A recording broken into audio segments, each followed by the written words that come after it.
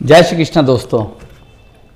भगवत गीता के इस सफ़र में आज हम पहुंच गए 7वें श्लोक पर।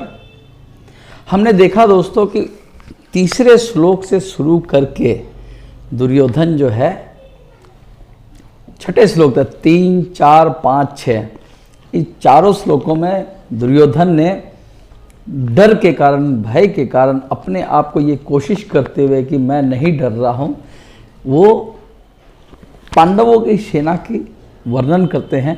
किसके सामने? द्रोणाचार्य के सामने। कि देखिए वो ये अलग अलग योद्धाओं को गिनाते हैं। जो हमने देखा 3-4 श्लोकों में, 3 से 6 तक जो श्लोकों में हमने देखा कि दुर्योधन आउट ऑफ फियर वो पांडवों की सेना को गिनाते हैं, सबका द्रुपद वगैरह सबका नाम लेते हैं।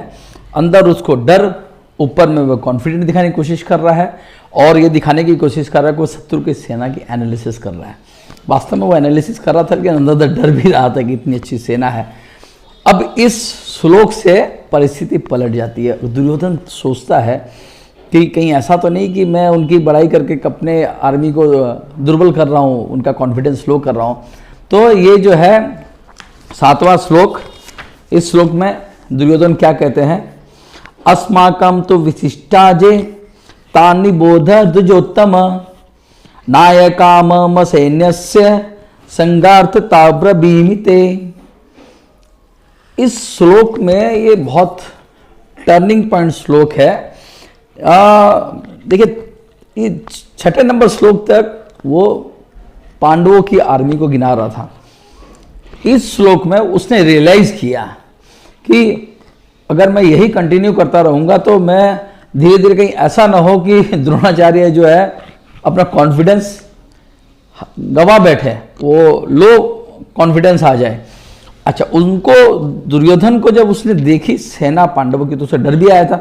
तो डर के समय किसके पास जाता है? जो नेता होता है, जो लीडर होता है। हम भी अपने अपने क्षेत्र में लीडर है। कोई कहीं, कोई कहीं, कहीं परिवार को लीड कर रहा है, कोई अपने ऑफिस को कोई लीड कर रहा है, कोई बिजनेस को लीड कर रहा है। जब समस्या आती है तो एक लीडर कहाँ जाता है? जब समस्या आती है तो लीडर अपने सुपीरियर के पास जाता है, अपने सबऑर्डिनेट के पास नहीं जाता है।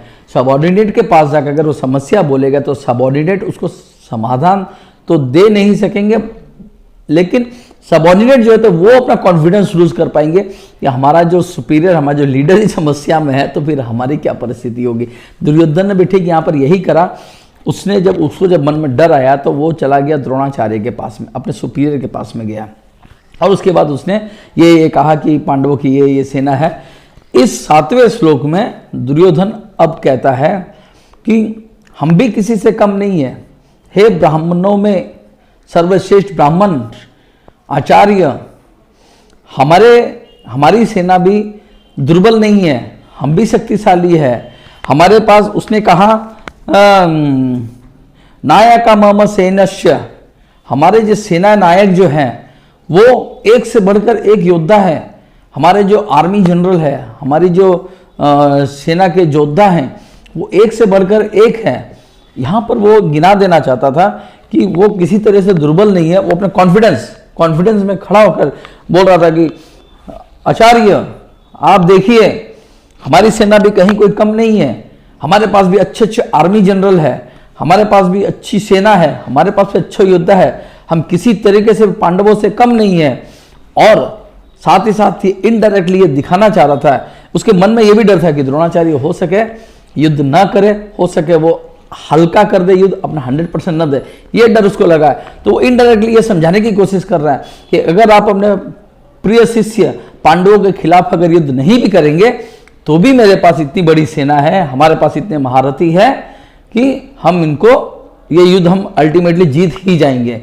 ये महाभारत का युद्ध जो है हम ही जीतने वाले हैं। आप अगर अपना 100% नहीं भी देंगे तो भी हम जीते। ये एहसास कराने का चाह रहा था इस श्लोक के माध्यम से कि हमारे पास भी आर्मी जनरल, बहुत स्ट्रांग आर्मी जनरल है और इसकी वजह से हम जो है इस युद्ध को जीत लेंगे।